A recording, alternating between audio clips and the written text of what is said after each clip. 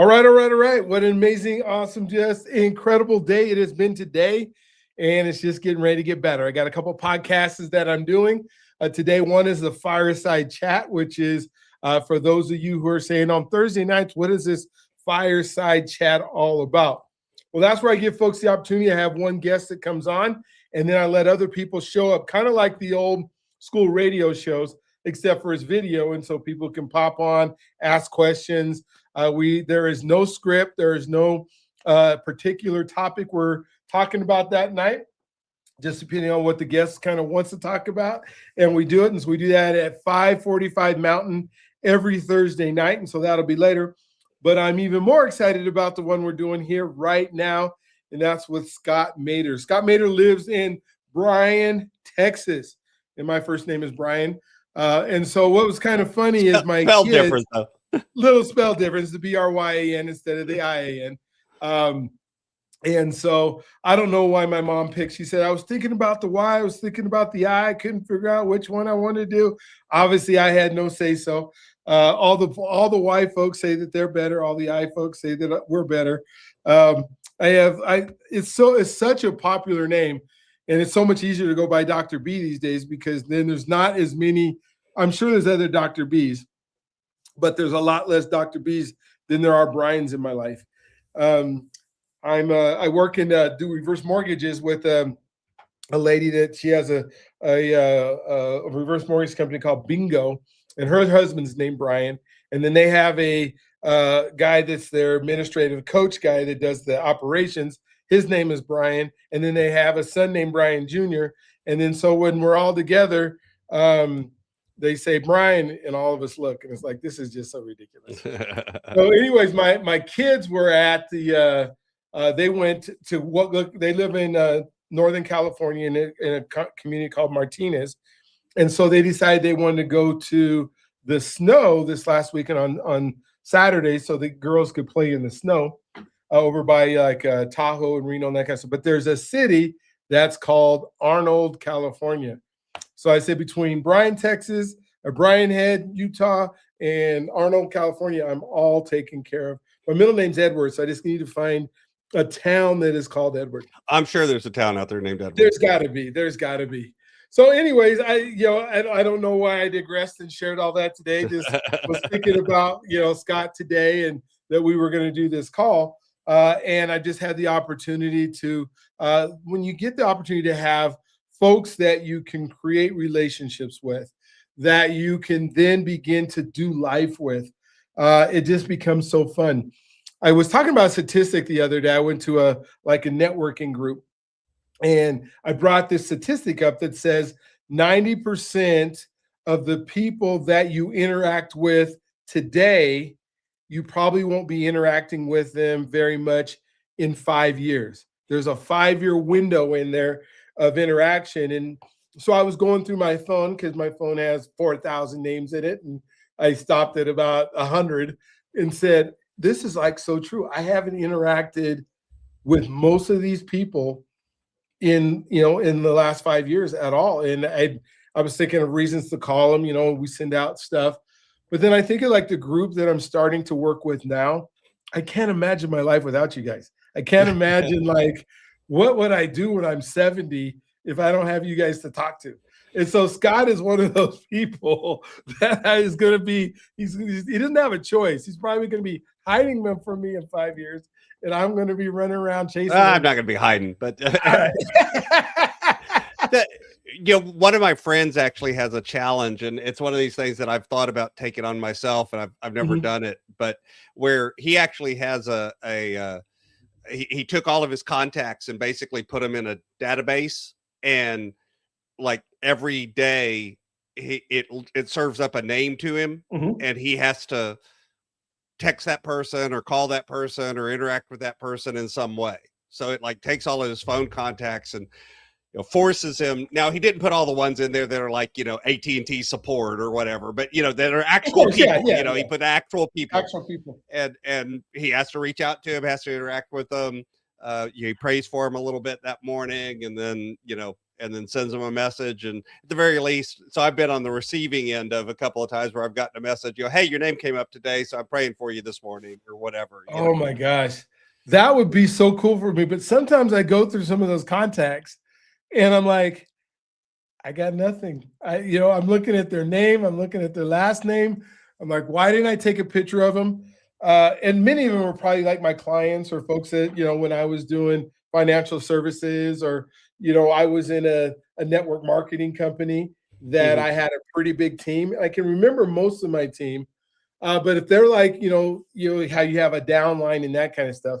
And if they're like 4 or 5 levels under you and you only met them like, at an event or something, you shook their hand, but you put their name in it because you probably contacted them during that time.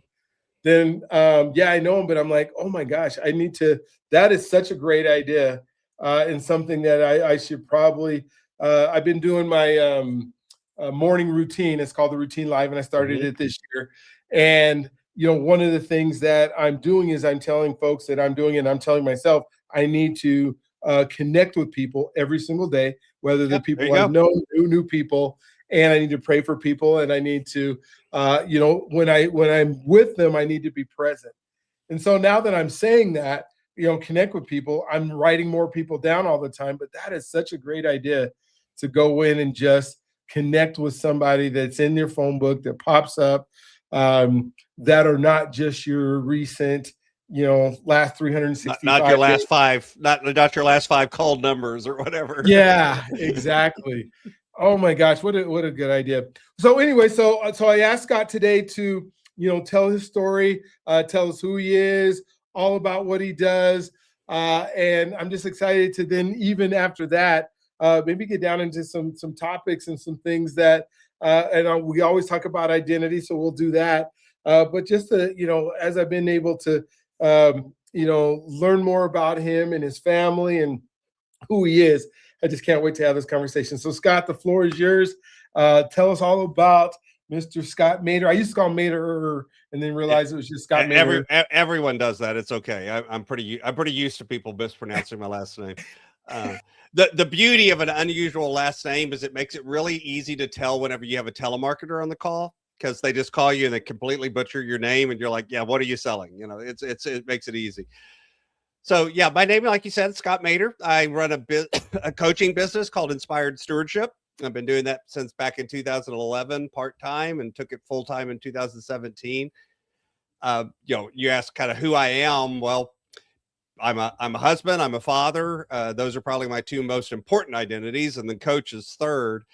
Back in the day, I was, for a long time, I wanted to become medical researcher. I went to college for that at Texas A&M, which is right next door to Bryan over in College Station. Graduated from there with a couple of hard science degrees.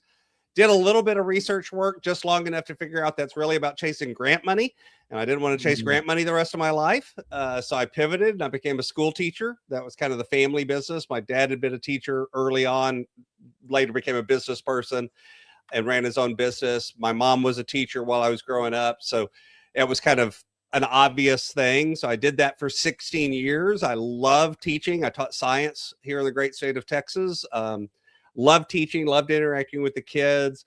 Looking back on it, I realized that a lot of the coaching skills that I have, a lot of the leadership skills that I developed all came from classroom and learning how to interact with the kids. I got involved with systemic reform, mainly because the other teachers didn't want to go to another workshop. So they volunteered the new guy.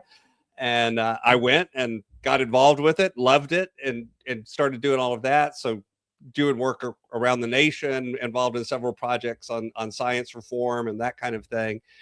Did that, loved it, married my high school sweetheart, got divorced from my high school sweetheart, got remarried to my current wife, Carrie, and looked up one day and realized that my wife and I had more debt than I made in a year as a teacher. In fact, we had about twice as much debt as I made as a year as a teacher. Like a lot of men, I put a lot of my identity to how good of a provider I was for my wife. I started feeling worthless. I started feeling like I wasn't a good provider. I was worth more dead than alive, was literally how I thought of it. I started planning my own suicide because I thought if my insurance money can pay off, my wife will be okay. I wasn't talking to her because I wanted to protect her from everything. She's not talking to me because she doesn't want to stress me out and freak me out. And obviously a great relationship starts with not talking to each other. Exactly. It's not the foundation of a good relationship. So we were headed towards divorce, and, I was feeling all of the dark thoughts, and eventually God put some messaging in both of our lives at the same time, separately. By the way, I was protecting my wife from all of this. She's a smart lady. She knew what was going on. But, she's not trying to add to my stress. So she's not telling me that she knows what's going on. She's pretending like she's ignorant so that I will, put more burden on myself. And we both got some messages put in our life at the same time, separately, but coincidentally at the same time, coincidentally, meaning God operates there. And I showed up one day and finally came to her and kind of came clean and said, look, this is what's going on. This is what's been going through my head. This is what I'm feeling. She said, okay, well, what do you want to do? And we decided that we either could divorce or we could come together and radically change the way we were living our life. We decided to do that. We upended everything, changed every decision we were making, lived in a wildly different way. In the meantime, I also changed jobs and went into a corporate job for an educational testing company. Started doing that, did that for 11 years, worked myself up to kind of an executive position with that company. And the personal transition and the job transition all kind of happened at the same time. They weren't really directly related to each other, but they kind of were and kind of weren't. Mm-hmm. We began paying off debt. We paid off all of our debt, $78,856.42 in 2 years, 11 months, making an average of $55,000 a year. So you could do the math and figure out we lived on nothing. Yeah. Oh my gosh. That's the only way that you do that. And people started noticing. And so I still remember a conversation. One of our friends at church came up to us one day and said, y'all are weird. Do you think you could help me be weird?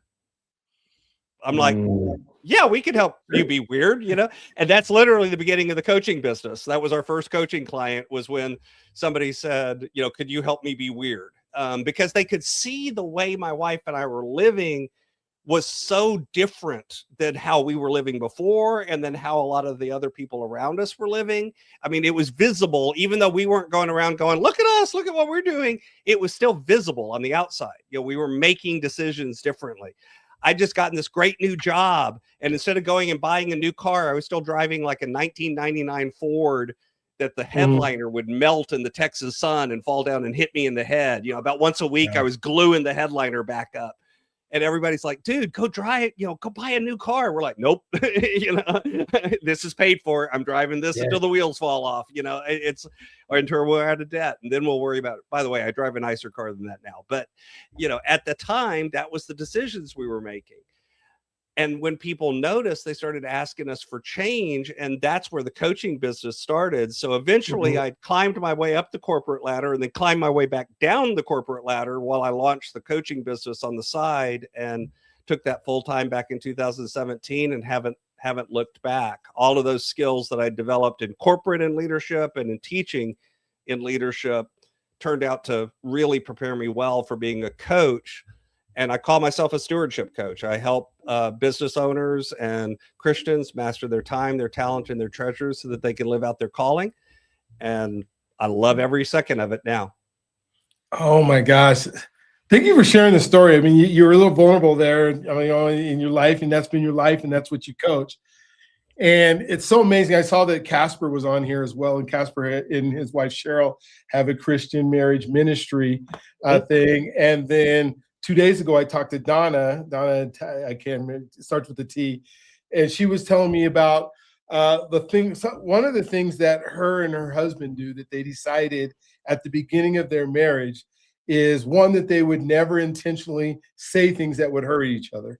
And she said that she's been married for 41 years and that's been able to be helpful. But the second thing that I hadn't even been realizing is that she said that when there's an argument or there's something where they come in opposing each other, they both have different disagreement. Instead of sitting at opposite ends of the table and going at each other, they sit together and then they put whatever the issue is in front. So now together they're solving the issue instead of the issue coming back and forth, which I thought was really cool.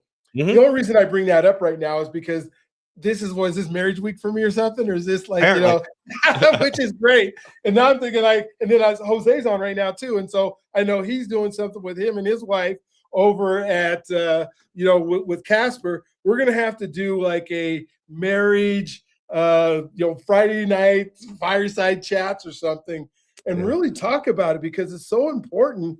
When you were talking about like your identity was wrapped up in being this provider, it's easy to say now, I'm a husband and I'm a father, but when you're going through stuff, it's difficult. Maybe kind of talk about like, what was the thing that, we have God in our life, which is great.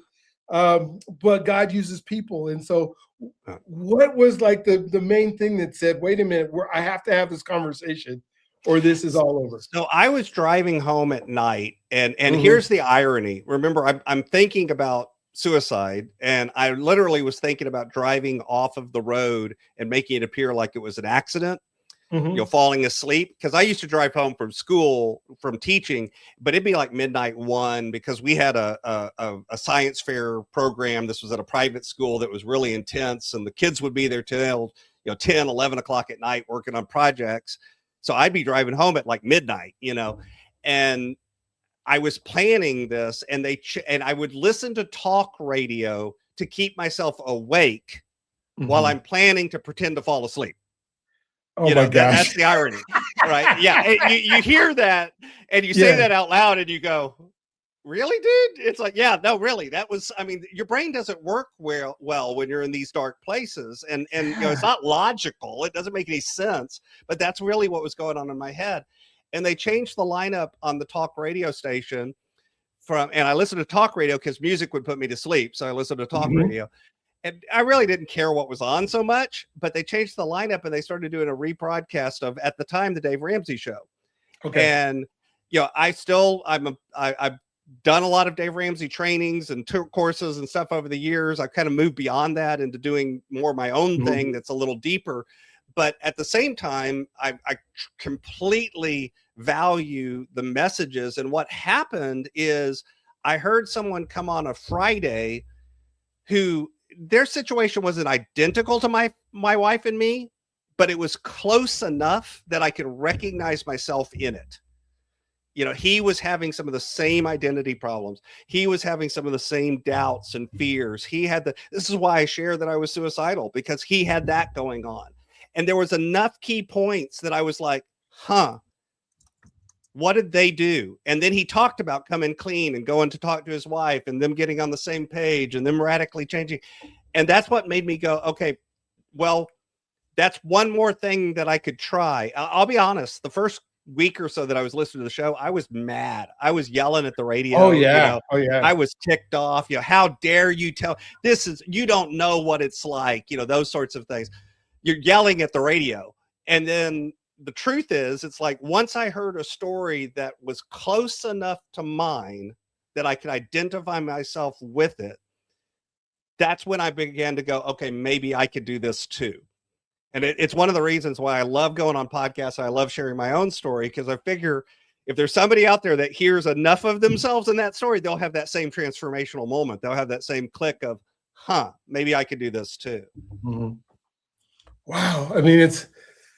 You think of like how God uses other people, and you're trying to fall asleep, and at the same time you're able to hear Dave Ramsey, and Dave Ramsey gets in people's face. He's not, I don't necessarily agree with everything that he does, but a lot of the principles, that are so good in, especially like the snowballing and, paying off your debt. I know my kids, they went through the day, with my son Stefan and my daughter Marciana, they went through the program.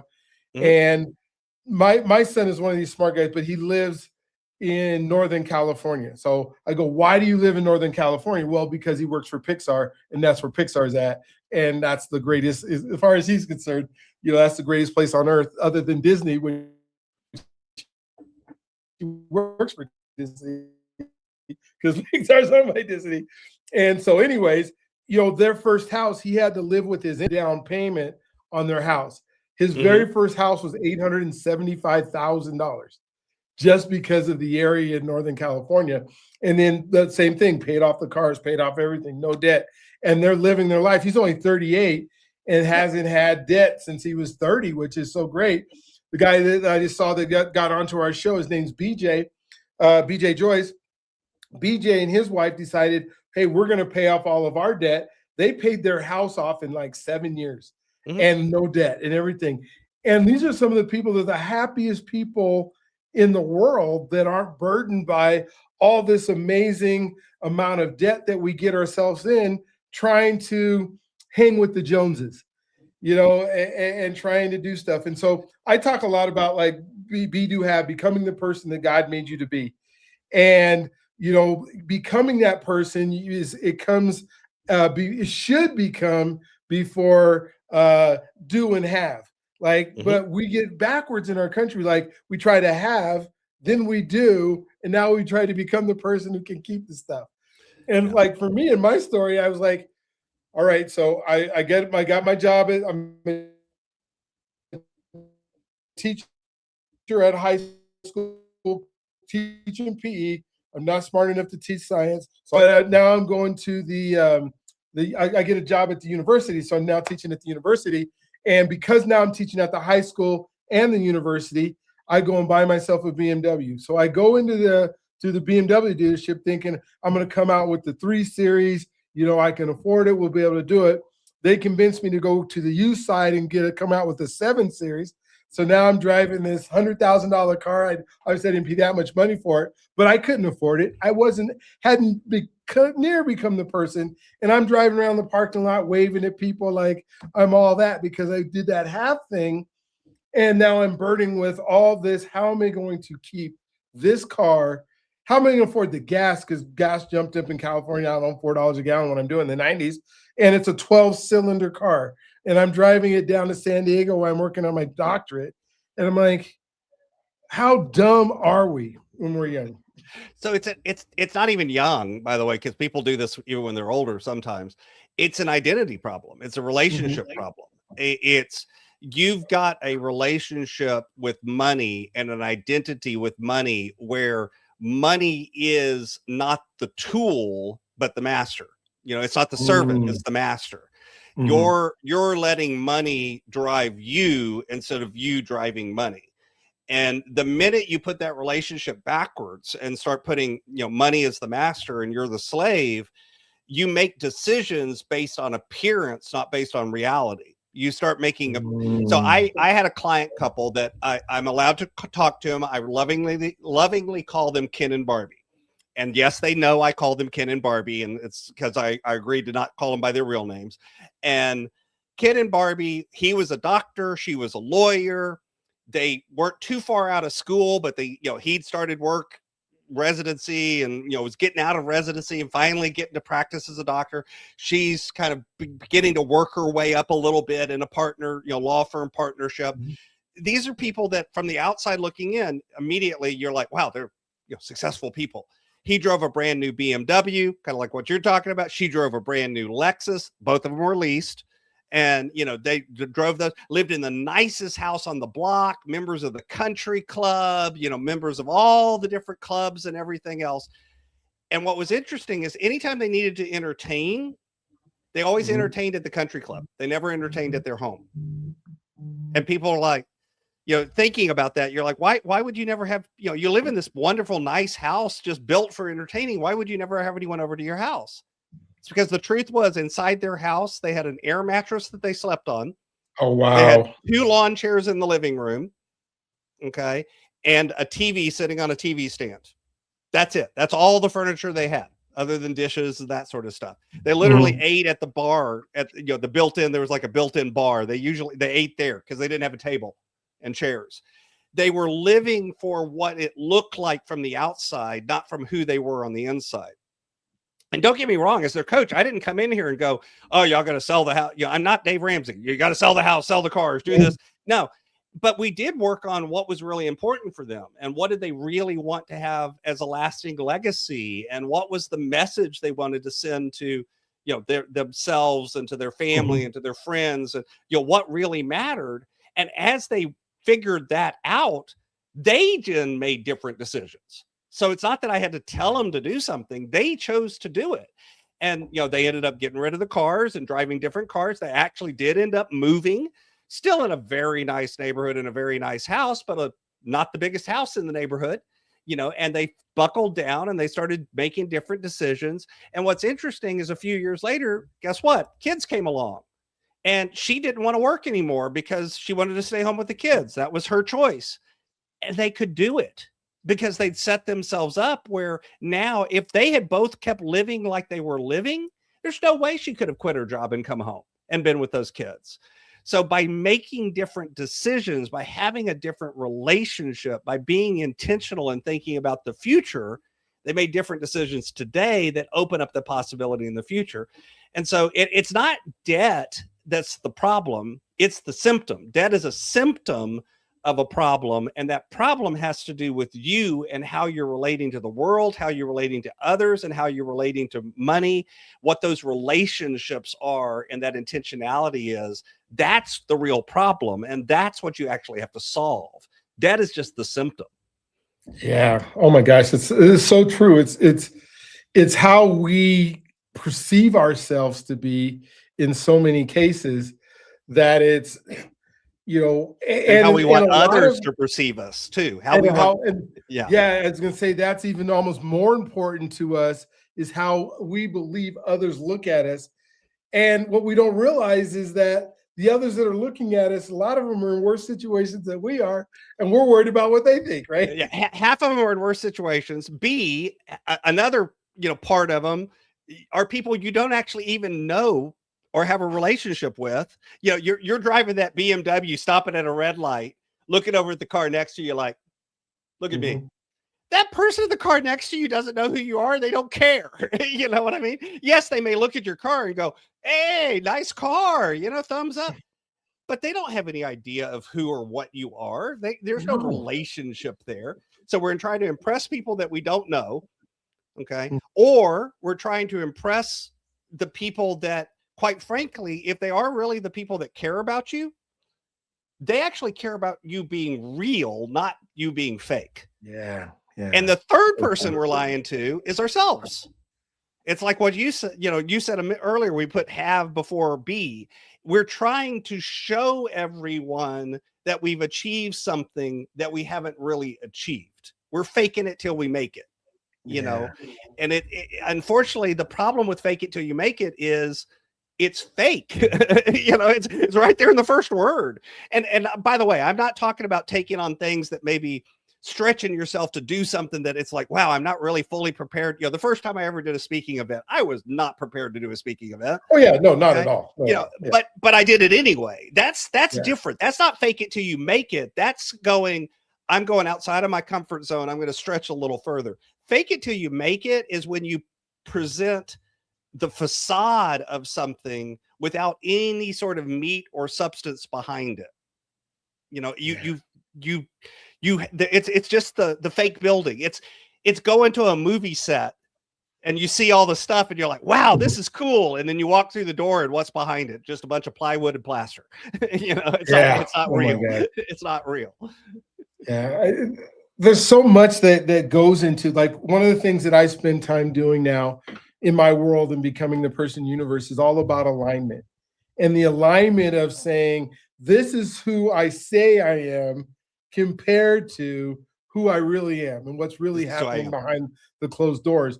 And there's so many people who want to succeed, and maybe you can talk about this a little bit, or want to, whatever their version of success is, whether it's in their marriage, whether it's in their related parenting, whether it's in their, finances, whatever that is that they believe is successful in those areas in their life. But then they try to do these things where, I'm saying I'm this person, like you said, the fake it to the make it. And then they come home and the reality is, and then they go, well, why am I not successful? Why is it that I'm not achieving this up here? And we're like, this is all jacked up because you're saying things, you're doing things, you're pretending in this way, and you're expected to live this life, but you're nowhere close. And so how do we get more aligned to some of the things that are in your world that you help folks out with? First off, to say out loud that that is really normal and human, and sometimes it's just imposter syndrome, and you're fake, you see your reality and you're like, oh my goodness, I'm so stupid, I'm a failure. We all have those limiting beliefs, those internal voices. And by the way, I don't know about you, but my internal voice talks to me in a way that I would never allow anyone to talk to my wife or kid. You know what I mean? If somebody talked to my wife the way I talk to myself, we'd have a problem. Yeah, exactly. If someone talked to my son the way I talk to myself, we'd have a problem. But I'll talk to myself that way. So sometimes it is that. Sometimes the misalignment isn't really a misalignment. It's a misunderstanding and misframing of what it means to be successful. Okay. So, because a lot of times we hold up success as some sort of perfection. We've got to be the perfect parent. There's no such thing as the perfect parent. Oh, no, okay. No. I mean, we're not ever going to reach that level of ability. Like you, I believe there's one perfect person that walk the face of this planet, and it's not me. No. So I'm not going to reach it. And they killed him. Yeah, right. Probably for that. It's like, you're too good, so we got to get rid of you. And there's all of this sort of, but we hold our image up as some sort of unattainable level, and if we fall short of that, well, we failed. Well, no, you haven't. Okay, so that's half of the problem. And again, that's a thing that we need to do a lot of work on, that where we discover, is that a limiting belief or is it truth? Right? Is it real or is it not real? Is it just a lie you're telling yourself? But let's assume for a minute it's not that. Let's assume we've gotten past that. Then the problem, or the other big thing, is a lot of people never stop and think about what success actually means to them. What is their definition of success? Yeah. They believe the definition of success that somebody else has told them is success.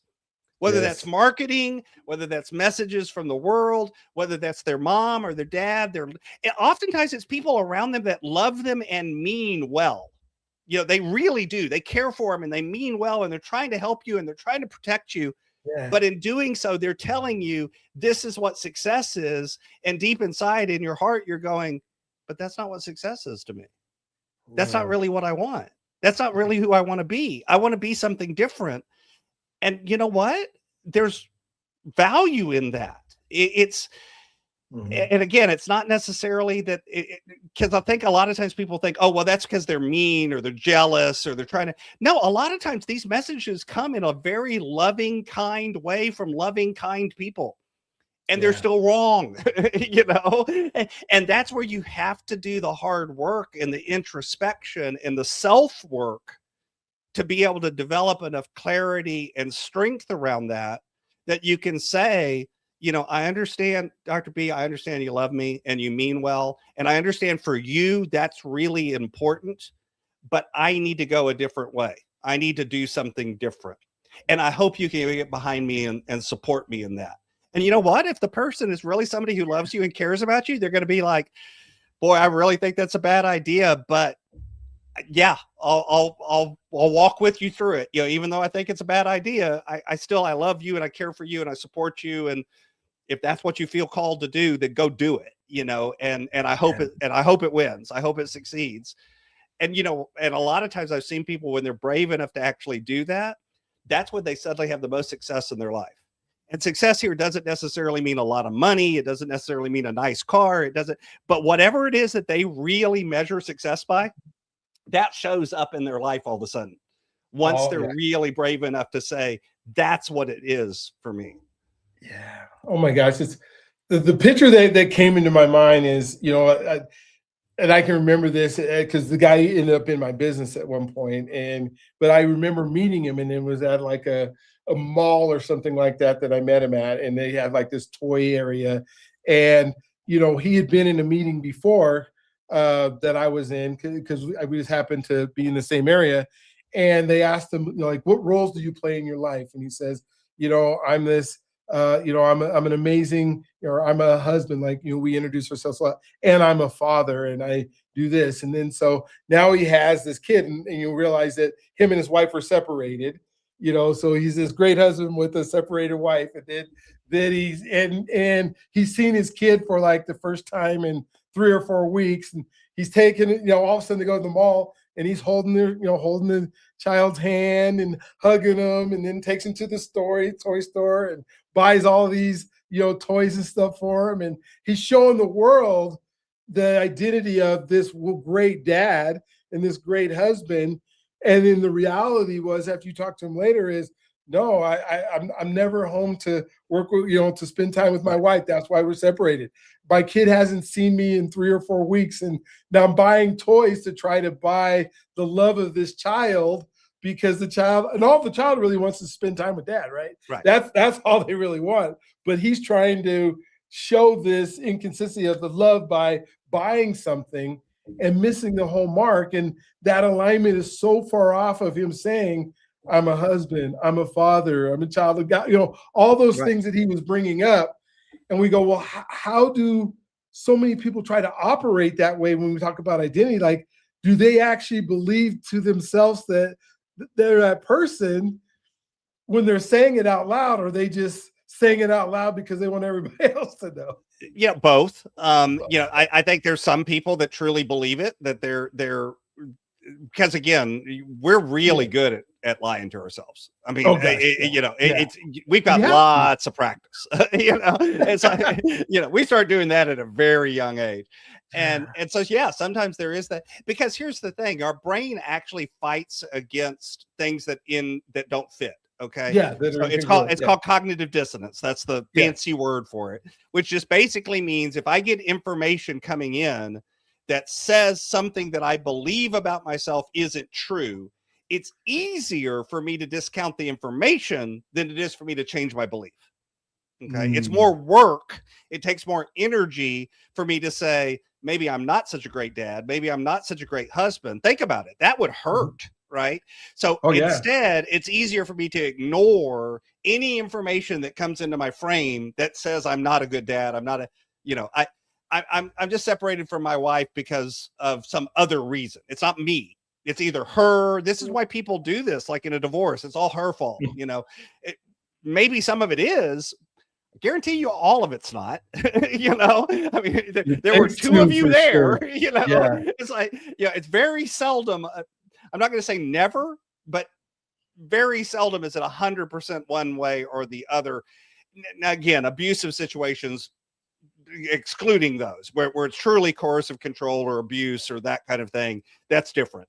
But when I'm talking about a normal contentious divorce, and normal is in air quotes because there's no such thing as a normal divorce. But it's when people are separating for those reasons, you both bear some of the duty and some of the responsibility, but it's easier for me to externalize it and blame it on somebody else. So that's lying to yourself. Okay.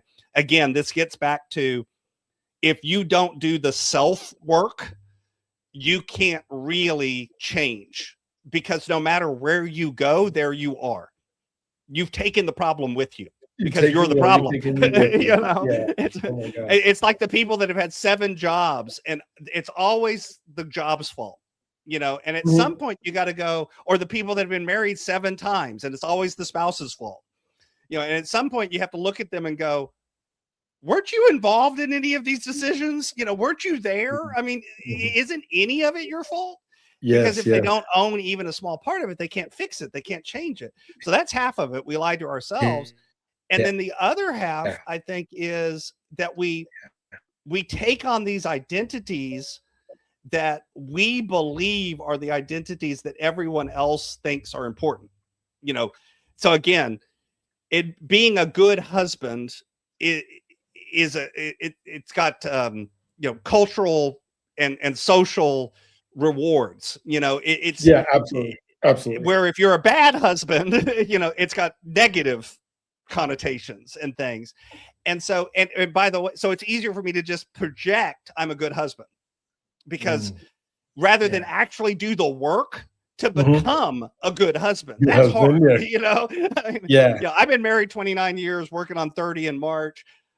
Every day is work. Okay. By the way, that's not a bad statement. I can say that to my wife to her face and she'll go, dude, I know, I'm working too, because it should be work. Because if you're not working at it, then you're just roommates. Yeah. You Yeah. know, I mean, Exactly. and that's, I don't want to be roommates. I want to be husband and wife. You know, I want it to be more than that. So it's recognizing that at the end of the day, I can't control my wife. I can't make decisions for her. I can't make her do anything. But what I can do is create the version of me that really, truly is who I need to be a good husband. Yeah. Yeah. That's what I have control over. But it's easier to just externalize it and blame everybody else. It's kind of, quite frankly, it's a lazy solution to a problem. And, you know, I'll call people out because there's somebody out there right now going, well, that was kind of cold. Yeah, but it's true. That is true. Yeah, I love that to even, you know, as we're talking about marriage and we're talking about, you know, your spouse and your set of life circumstances. And I think of like you were able to get out of debt at a certain point. And I'd love to kind of hear how the difference between your marriage is when you're in debt and you're in stress. Now you've done something together that is changing your life. Now you're out of debt. What's the quality of your marriage after you've gone through, before, doing it, and after? So what's interesting is, so the before, I would say our marriage was on the rocks and headed towards failure, you know, and the debt again is a symptom, not the problem. Yeah, the exactly. problem was actually lack of communication, lack of being on the same page, lack of making decisions together. You know, quite frankly, I was a jerk when it came to money. You know, I did stupid stuff with money and then just expected my wife to deal with it. You know, I will fully take a lot of the blame for a lot of the debt and a lot of the decisions and that kind of thing.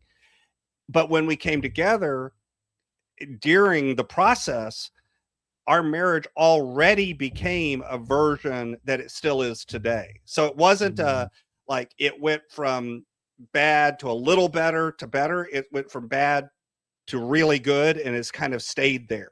Okay. Not saying we don't have bad days, not saying that we don't have days where we have things and all of that. That's normal. But you know, it's called, we're people, but for the most part, we're on the same page. For the most part, our goals and values are in alignment. And when things start getting out of alignment, we know how to sit down and talk about them. Like you were talking about, you know, the couple that sits on the same side of the table. We know how to do that. We know how to not put the issue between us, but to say, okay, that's the issue out there. We're on the same team. Now, what are we going to do to get that, you know, to take care of that problem, to solve that problem, to climb that mountain? You know, what are we going to do to take care of it? Not what am I going to do or what is she going to do, but what are we going to do? You know, there was a long period of time where I was the only one earning any income. It was our money. It wasn't my money. It was our money. You know, when, you know, we have a house, it's our house. You know, we have a car, it's our car. We have a son, it's our son. It's even as subtle as the language that people use. You know, I'll hear people come in and you know, they have I language versus we language. It's like, okay, that tells you something. That tells you something about how you're thinking. Yeah. And so now, you know, we're, again, not a perfect life, not a perfect marriage. Everything is not coming up roses all of the time, but we know how to communicate about it when it's not, you know, and how to work through it and how to make decisions together and move forward together. So the key really is the communication. You know, I tell people I work on, you know, stewardship, right? Time, talent, and treasures. Real truth is I only work on talent. Because at the end of the day, time and money are the symptom. Yeah. Okay. Because you cannot manage time. You cannot manage money. What you can manage is yourself. And that's the talent component, you know? So I advertise time and money because that's what people think the problem is, but it's not really the problem. Not really the problem. Man. You want to know what the problem is? Go look in the mirror. You want to know what the solution is? Go look in the mirror. Look in the mirror. You know, because that's the problem and the solution is in the same place. It's you. Yeah. So, and I don't know what the time frame is with our kids and their children, and your kids and your children. And so, when you were when you got to your great marriage and your children got to see that example, Were they still young? Are they older? And how has that interacted with, the things that you're able to do now? So our son was born while we were getting out of debt. Okay. Basically, and early on in that process. So he saw us when we were living on nothing, and he saw us when we were completely debt free. He was kind of immersed in that conversation very early on. I mean, even at 3-4 years old, we put him on commission. Now commission cleaning your room is, when you're 3 years old, is really different. The bar is pretty low. It's like, can you pick up something? Anything, anything at all. And then it kind of works its way up. As he got older, like, we gave him money for clothing and said, okay, this is what we would normally spend on you for school clothes. Let's go shopping. It's up to you. And if you manage to save some money, now we're still your parents. We still have veto power, but if you manage to save some money, you get to keep it. All of a sudden thrift stores became a thing. It's like, because he figured out, oh, I could keep some money and go buy a video game if I, bought cheaper jeans and all of that stuff. So early on, he was kind of part and parcel of that journey. He's now 22. He's out on his own. He works full time. For some reason, he wanted to move up to Dallas to be a little closer to his girlfriend while she was in college. I don't understand that. He didn't want to live near mom and dad. He wanted to live up there near her. It's really confusing. That doesn't make any sense. Doesn't make any sense. But he works for HEB. He's a lead for them, and has worked for them for about 6 or 7 years now, and does really good. Successfully has launched and left the house. So we're really proud of him. He's a tremendous young man. And I think in part, seeing us go through that and get on the same page, and the way we talked, I showed him things like the budget and the electric bill and stuff. It's really cool when you show your kid the electric bill, all of a sudden that turn off the lights when you leave the room thing becomes like relevant. He's like, you're spending how much on electricity? And it's like, yeah, dude, that's why I tell you to turn off the light when you leave the room. He's like, okay. For a while there, he's going around turning off lights. I'm like, I'm in the room, turn it back on. It's like, I was reading. What are you doing? Because he became almost more conscious of it than we were, in a way. In grocery stores, he would tell the people in front of us in the line, like, you really shouldn't use a credit card to pay for that. It's like, son, shut up. Gosh. It's like that's okay. We don't know that they're you may have a feud in the grocery store. Oh my God. It was, but again, he's working for a living, doesn't have any debt, doesn't want any debt, and is continuing to do a pretty good job on his own. And again, just to say it again, it's not the debt that's the problem. It's the fact that, but again, his relationship with money is, I want money to serve me, not me serve money. So I don't want to turn it into a situation where money rules over me. That is so cool. If we could all live in our means. You just brought up my wife brought our electric bill up to us, for January and February, and she's trying to like, why are we paying? Because we have solar panels, and she's trying to, why are we paying so much money for electricity this month? And I'm like, well, the days are shorter right now, and it is a lot colder, and we don't get as much, in the summer when there's no bill because the solar panels are on all the time. But yeah, just that awareness of we're spending money every second of every day, all day long. And it's a matter of how do we manage that well, and how many people that, come to us with other problems, and then you go, well, let me see your budget, and it doesn't exist. Right. It's like, how much is in your account? I don't know. Time and money both are hilarious because we're blind to them to a large extent. And the reason I work in both of those is, honestly, a lot of the mindset and behavior around them is identical. Okay. They're both a finite resource. You only have so much. I don't care whether it's money. I don't care whether it's time. You only have so much. In fact, time is really kind of the ultimate finite resource, but but money as well. And so what's interesting is when people step forward and go, so how much do you spend on X, you know, and I'll pick something at random, right? Going out to eat is a favorite one, just because most people don't have any idea how much they spend eating out, you know, and same thing for time. How much time do you spend watching Netflix, you know, whatever, pick something, and people will give you a number, and they'll give you a number. And how confident are you that that number is right? They'll go like 90%. You know, I'm really confident. Okay, good. Let's track it. And then we go back and track it, and they're wildly wrong. You know, I mean, and not even just like a little off. I mean, you know, they thought it was 3 hours and it's 13 hours, or they thought it was $300 and it's, you know, $800. You know, that it's wildly wrong, 2 or 3 times off. And they're like, how is that possible? And it's like, easy. You're blind to it. It doesn't enter your consciousness. You have to do something to consciously pay attention to be able to know. Because what's the first step of changing any behavior? Knowing what the behavior is.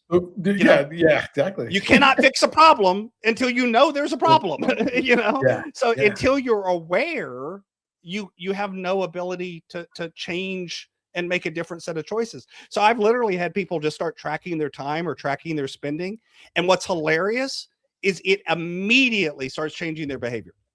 They start making different decisions.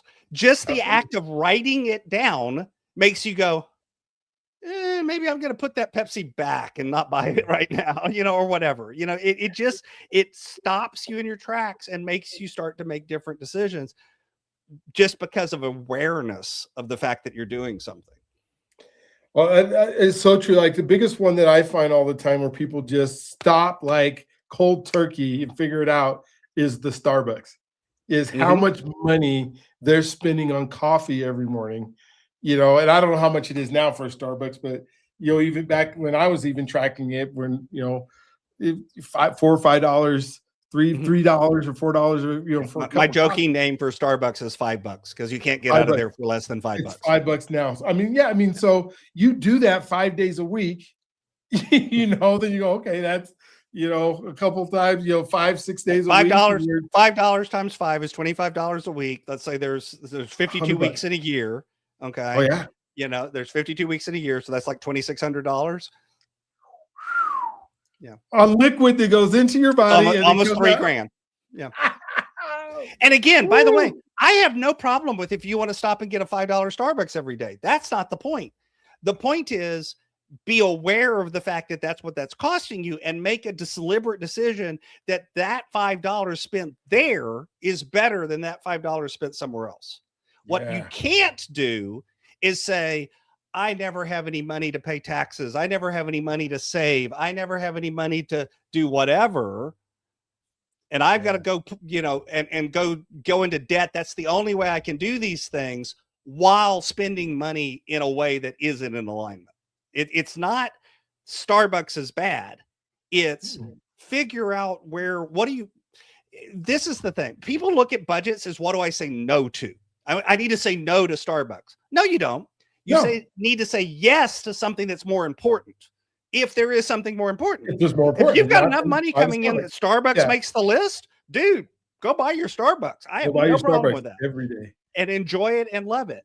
And if you choose and you're in your budget, if Starbucks beats something that I look at it and go, oh no, I'd much more spend it on that than that. It's not my budget. Spend it on Starbucks if that's what's more important to you. But what you're not allowed to do is then go and complain about it and say that I don't have the money to do other things. Okay. I've worked with people that make $37,000 a year.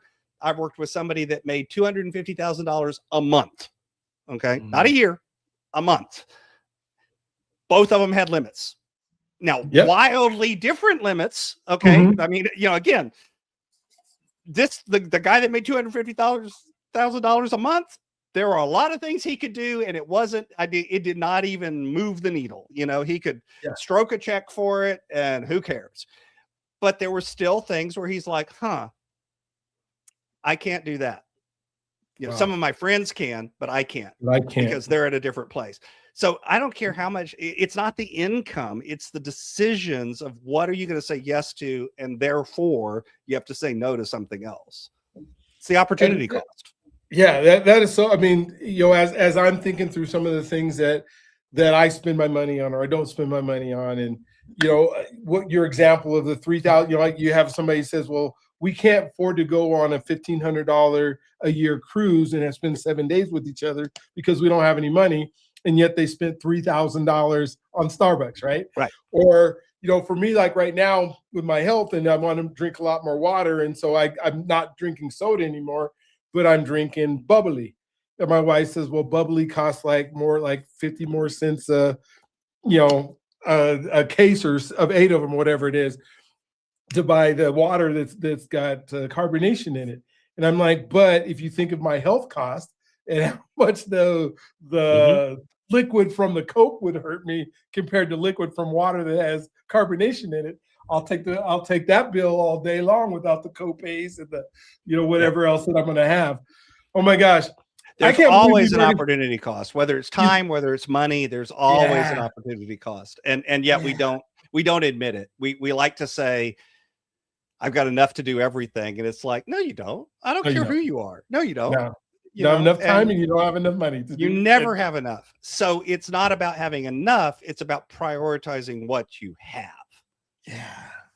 Man, I love this conversation. Hey, we're at like our time. What didn't we talk about that you want to make sure that we talk about? Please let everybody know how to get a hold of you. We're going to have this conversation again. We're going to bring some more people into it, and Absolutely. we're going to have some fun with it because this is such a good conversation to have.